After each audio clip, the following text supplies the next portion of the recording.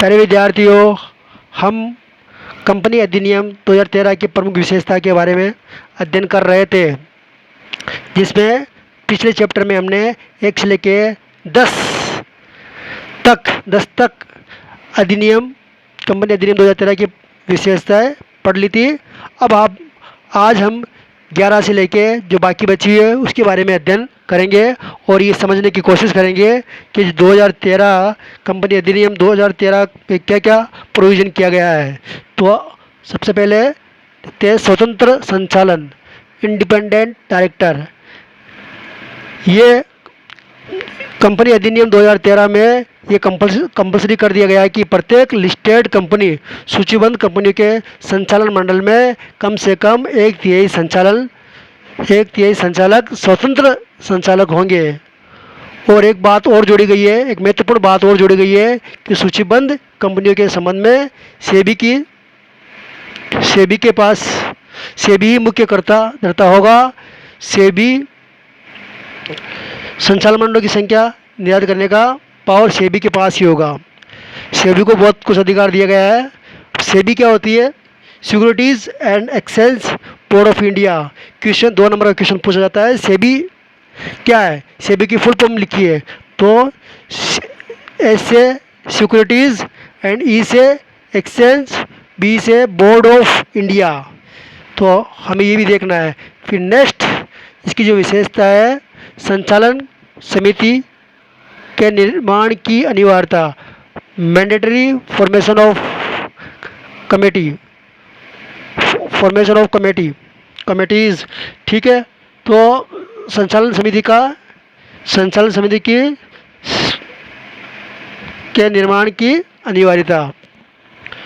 तो इसमें क्या है, कंपनी अधिनियम 2013 में ये व्यवस्था की गई है कि सभी सूचीबद्ध कंपनियां संचालन मंडल के सदस्यों को 3 प्रकार की समितियां गठित करनी होगी। पहला है अंकेक्षण, जिसको ऑडिट कमेटी बोलते हैं, अंकेक्षण समिति, ऑडिट कमेटी। दूसरा है नामांकन एंड पारिश्रमिक समिति, नॉमिनेशन एंड रिम्यूनरेशन कमेटी।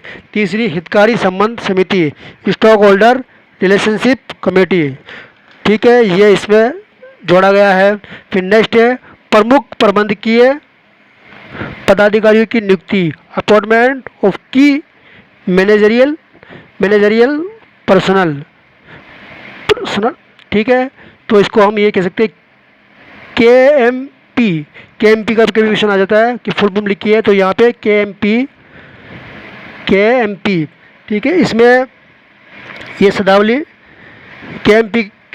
का उपयोग किया गया है। इस प्रावधान इस 2013 की जो कंपनी अधिनियम है उसमें के में शब्दावली का प्रयोग किया गया है, जिनमें निम्न अधिकारियों की नियुक्ति की जाती है। पहला है प्रबंध संचालन को इंग्लिश में कहते हैं मैनेजिंग डायरेक्टर। दूसरा है आपके कंपनी सचिव, कंपनी सेक्रेटरी। तीसरा है प्रमुख वित्तीय अधिकारी, चीफ फाइनेंशियल ऑफिसर। ठीक है, इन पदाधिकारियों की नियुक्ति की जाएगी कि मैनेजरियल पर्सनल। फिर नेक्स्ट है सचिवीय मानकों का पालन, ऑब्जर्वेंस ऑफ सेक्रेटरियल स्टैंडर्ड। अब सबसे पहले हम सचिवीय मानकों का अर्थ समझते हैं। सचिवीय मानकों से तात्पर्य उन मानकों से है जो भारतीय कंपनी सचिव संस्थान द्वारा बनाए गए हैं तथा सेंट्रल गवर्नमेंट द्वारा अप्रूव्ड है। नेक्स्ट है सचिवीय अंकेक्षण प्रतिवेदन, सेक्रेटरियल ऑडिट रिपोर्ट। ये क्या होती है? प्रत्येक सूचीबद्ध कंपनियों को सेंट्रल गवर्नमेंट द्वारा निर्धारित किए गए वर्गों की कंपनियों को अपने संचालकों के प्रतिवेदन के साथ सचिवीय अंकेक्षण प्रतिवेदन रिपोर्ट भी अटैच करना होगा। इस प्रावधान में कंपनी 2013 में ये प्रावधान जोड़ा गया है कि क्या सचिवीय अंकेक्षण प्रतिवेदन, प्रत्येक कंपनी को सचिवीय अंकेक्षण प्रतिवेदन रिपोर्ट भी अटैच करनी होगी। फिर नेक्स्ट है वार्षिक साधारण सभा पर प्रतिवेदन, रिपोर्ट ऑन एजीएम। ए से एनुअल, जी से जर्नल, एम से मीटिंग। तो यहाँ पे ये वार्षिक सभा का प्रतिवेदन प्रत्येक कंपनी को ये रिपोर्ट सभा में संपन्न होने के 30 दिनों के भीतर निर्धारित शुल्क के साथ रजिस्ट्रार के सामने प्रस्तुत करना होगा। कौन सी? एक साल में 30 दिनों के भीतर निर्धारित शुल्क के साथ रजिस्ट्रार के सामने प्रस्तुत करना होगा। नेक्स्ट, एक समान वित्तीय वर्ष, यूनिफॉर्म अकाउंटिंग ईयर। एक समान वित्तीय वर्ष देश की सभी कंपनियों का वित्तीय वर्ष क्या होगा? 31 मार्च को समाप्त होगा। कुछ अपवाद है, उनको छोड़ के 31 मार्च को समाप्त होगा देश की सभी कंपनियों का। फिर नेक्स्ट है आपकी वित्तीय विवरण, फाइनेंशियल स्टेटमेंट्स। इस अधिनियम में बैलेंस शीट, लाभ हानि खाते के लिए वित्तीय विवरण का उपयोग किया गया है। इस प्रावधान में क्या जोड़ा गया है? उनको बैलेंस शीट, लाभ हानि खाते के लिए वित्तीय विवरण का उपयोग किया गया है। नेक्स्ट, समेकित वित्तीय विवरण, कंसोलिडेट फाइनेंशियल स्टेटमेंट। इस अधिनियम में यह प्रावधान किया गया है और अनिवार्य कर दिया गया है कि यदि किसी कंपनी की कोई सहायक कंपनी है तो उस कंपनी को अपने स्वयं के वित्तीय विवरण के अतिरिक्त एक समेकित कंसोलिडेट फाइनेंशियल स्टेटमेंट भी तैयार करना होगा और वार्षिक साधारण सभा में प्रस्तुत करना होगा। नेक्स्ट, राष्ट्रीय वित्तीय प्रतिवेदन एजेंसी का गठन, constitution of national financial reporting agency. ठीक है, इसका उद्देश्य क्या है? इस एजेंसी का गठन करने का उद्देश्य यही है, लेखांकन एवं अंकेक्षण मानकों की अनुपालना को बनाए रखना। मुख्य उसका उद्देश्य यही है। अब नेक्स्ट इसकी जो आपके विशेषता है वो नेक्स्ट 10 हो गई। 10 के बाद में 20 के बाद में अब 21, आंतरिक अंकेक्षण की अनिवार्यता। आंतरिक अंकेक्षण की अनिवार्यता, मैंडेटरी इंटरनल ऑडिट। इस अधिनियम द्वारा निर्धारित किया गया है कि प्रत्येक कंपनियों को इंटरनल ऑडिट करवाना अनिवार्य कर दिया गया है। ठीक है। फिर नेक्स्ट है अंकेक्षणों का चक्रानुक्रम, रोटेशन ऑफ ऑडिटर्स।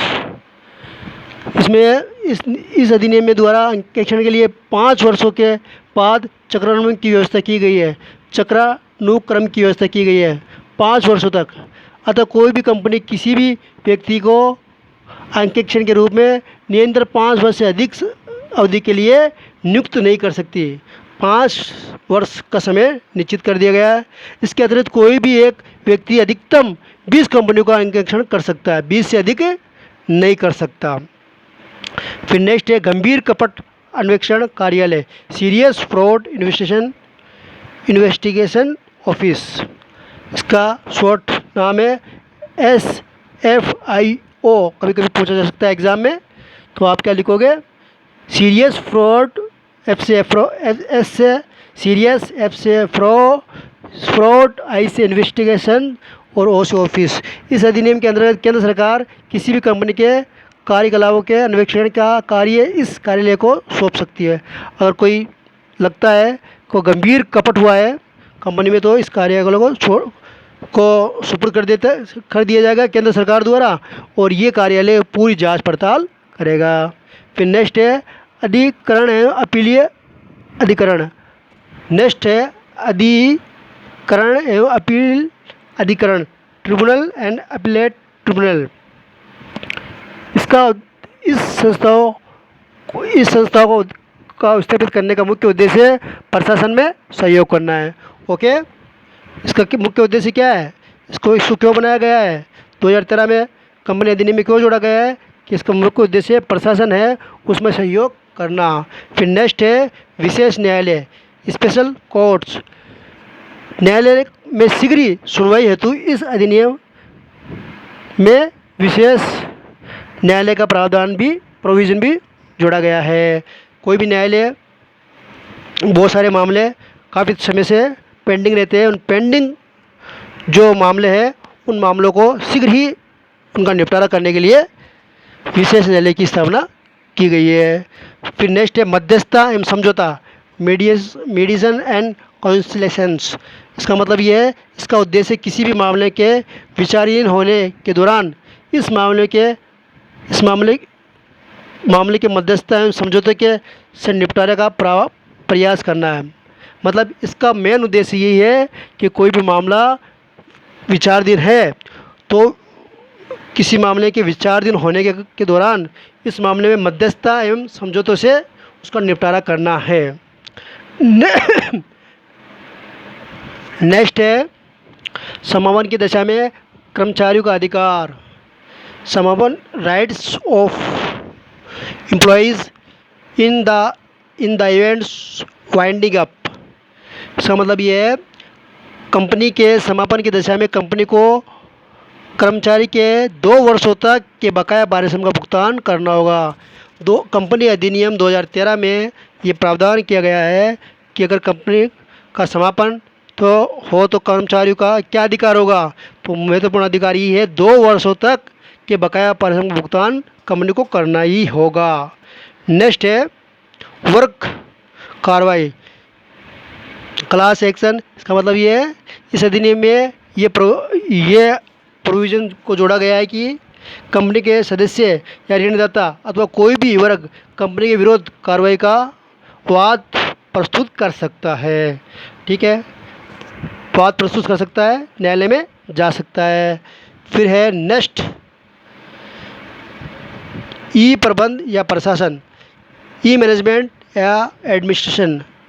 कंपनी के संचालन मंडल की सभाओं में वीडियो कॉन्फ्रेंसिंग या अन्य किसी ऑडियो साधन से इसमें हिस्सा ले सकते हैं। ठीक है, वीडियो कॉन्फ्रेंसिंग के द्वारा किसी भी और दूसरे साधन ऑडियो से इसमें भागीदारी संचालन में मंडल में सभाओं में भाग ले सकते हैं। फिर कंपनी नेक्स्ट है आगे इसी में ही, कंपनी के सदस्य इलेक्ट्रॉनिक माध्यम से किसी भी संकल्प पर मतदान भी कर सकते हैं। किसके माध्यम से? इलेक्ट्रॉनिक माध्यम से। फिर नेक्स्ट है कंपनी अपने सदस्यों को कोई भी प्रलेखना पत्र इलेक्ट्रॉनिक माध्यम से भेज सकती है। ठीक है, फिर नेक्स्ट है और लास्ट है ई अभिशासन, ई गवर्नेंस। वर्तमान समय में कंपनी के प्रलेख पत्रों की इलेक्ट्रॉनिक माध्यम से फाइल किया जाता है। इसमें आजकल क्या हो गया, कंपनियों का प्रलेखों या प्रपत्रों को, डॉक्यूमेंट्स को किस तरह से किया, इलेक्ट्रॉनिक माध्यम से फाइल किया जाता है तथा इसी माध्यम से उनके निरीक्षण की व्यवस्था भी की जा सकती है। इसके अंतर्गत रजिस्ट्रार कंपनी एवं उनके सदस्यों कोई भी प्रलेख इलेक्ट्रॉनिक माध्यम से भेज सकते हैं के सदस्यों द्वारा कंपनी या उसकी कंपनी के सदस्यों को कोई भी प्रलेख इलेक्ट्रॉनिक माध्यम से आसानी से भेज सकते हैं ई गवर्नेंस के माध्यम से। तो इस प्रकार से ये कंपनी के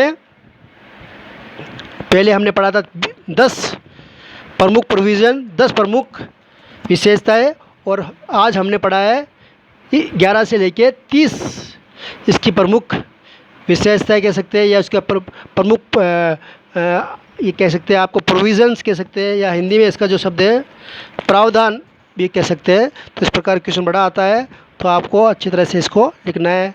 ओके।